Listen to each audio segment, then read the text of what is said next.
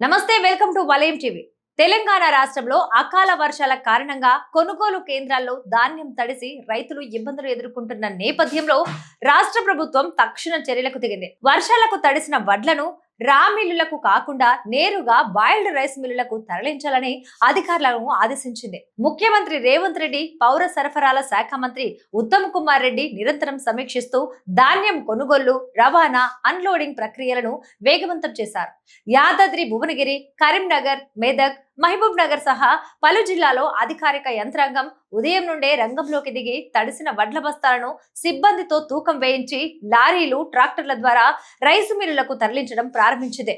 సాధారణంగా రబీ సీజన్ ధాన్యంలో తేమ శాతం గరిష్టంగా 17 దాటకూడదు. కానీ ఈ అకాల వర్షాల వల్ల అది 30 నుంచి 40% చేరింది. అయినప్పటికీ రైతులు నష్టపోకుండా ఉండేందుకు తడిసిన వడ్లను కూడా మద్దతు ధరకే కొనుగోలు చేస్తామని ప్రభుత్వం ప్రకటించింది. మొత్తం 18 జిల్లాల్లో ధాన్యం తడిసినట్లు అధికారులు గుర్తించారు. బుధవారం నాటికి సేకరించిన 9,214 టన్నుల తడిసిన ధాన్యంలో 8,833 టన్నుల వడ్లను ఇప్పటికే బాయిల్డ్ మిల్లులకు తరలించారు. పెద్దపల్లి, కామారెడ్డి, మహబూబానగర్, వనపర్తి, జగిత్యాల, మెదక్ జిల్లాలోనూ భారీగా ధాన్యం తడిసిందే. అధికారులు వివిధ కొనుగోలు కేంద్రాలు, గోదాములను పర్యవేక్షిస్తూ వాహనాలను అందుబాటులోకి తెస్తున్నారు. చౌటుప్పల్ మార్కెట్ యార్డుతో పాటు లింగోజగూడెంలోని రైస్ మిల్లులను అధికారులు పరిశీలించి అన్లోడింగ్ ప్రక్రియను వేగవంతం చేయాలని మిల్లర్లను ఆదేశించారు. లారీల కొరత ఉన్న చోట ట్రాక్టర్లను ప్రత్యామ్నాయంగా వాడుతున్నారు. మహబూబ్ నగర్ జిల్లా హస్నాపూర్ లో తడిసిన వడ్ల బస్తాలను పారా బాయిల్డ్ రైస్ మిల్లుకు తరలించారు. ఉమ్మడి వరంగల్, పెద్దపల్లి, యాదాద్రి జిల్లాలో మంత్రులు, కలెక్టర్లు, ప్రజాప్రతినిధుల ప్రత్యేక సమీక్షలు జరిపి రైతులకు అండగా ఉంటామని భరోసా ఇస్తూ వాల్ పోస్టర్లు పెట్టారు. మరోవైపు ధాన్యం కొనుగోళ్ల విషయంలో ప్రభుత్వంపై విపక్షాలు తీవ్ర విమర్శలు గుప్పించాయి. రైతు గోస, భాజపా భరోసా ఈ కార్యక్రమంలో భాగంగా నిర్మల్ జిల్లా సారంగపూర్ లో జరిగిన బహిరంగ సభలో భాజపా శాసనసభాపక్ష నేత ఏలేటి మహేశ్వర్ రెడ్డి మాట్లాడుతూ ముఖ్యమంత్రి రేవంత్ రెడ్డి పంటల కొనుగోలను పక్కన పెట్టి హైదరాబాద్ చుట్టూ స్థిరాస్తి వ్యాపారానికే ప్రాధాన్యమిస్తున్నారని ఆరోపించారు. ప్రభుత్వం చెబుతున్నట్లు 90 లక్షల టన్నుల ధాన్యం కొనుగోలు చేసి ఉంటే రైతులు ఇంకా యార్డుల్లో ఎందుకు పడిగాపులు కాస్తారని ప్రశ్నించారు. ఈ సభలో పాల్గొన్న ఎంపీ ఈటెల రాజేందర్ కూడా మాట్లాడుతూ ముందే అఖిలపక్ష సమావేశం ఏర్పాటు చేయటం అంటే కాంగ్రెస్ నేతలు నిర్లక్ష్యం చేశారని, ఇప్పుడు రైతులు కన్నీరు కారుస్తున్నారని విమర్శించారు.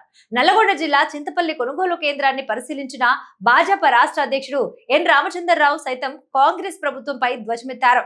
ధాన్యం కొనుగోలు కేంద్రంలో ప్రతి రూపాయి కేంద్ర ప్రభుత్వం భరిస్తున్నప్పటికీ రాష్ట్ర ప్రభుత్వానికి ముందు చూపు లేకపోవటం వల్లే రైతులు 45 రోజులుగా ఇబ్బందులు పడుతున్నారని దుయ్యబట్టారు.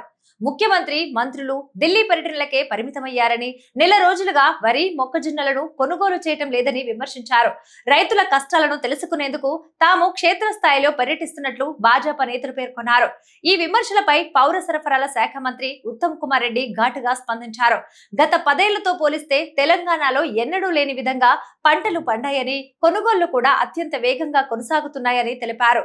ఈ సీజన్ లో తెలంగాణ నుండి 52 లక్షల టన్నుల ధాన్యం కొనుగోలుకు మాత్రమే కేంద్ర ప్రభుత్వం అనుమతించిందని, అయితే తాము ఆ లక్ష్యాన్ని దాటిపోయామని స్పష్టం చేశారు. సీజన్ ముగిసే నాటికి కొనుగోళ్లు 75 లక్షల టన్నులకు చేరే అవకాశం ఉందన్నారు. అదనంగా వచ్చే 23 లక్షల టన్నుల ధాన్యాన్ని మద్దతు ధరతో కొనడానికి రాష్ట్ర ప్రభుత్వమే సొంతంగా 16,479 కోట్ల భారాన్ని మోస్తుందని, కేంద్రమే తెలంగాణపై ఈ భారం మోపిందని మంత్రి వివరించారు. ఇవి ఇవాల్టి అప్డేట్స్. మరిన్ని అప్డేట్స్ కోసం వలయం టీవీని సబ్స్క్రైబ్ చేసుకోండి.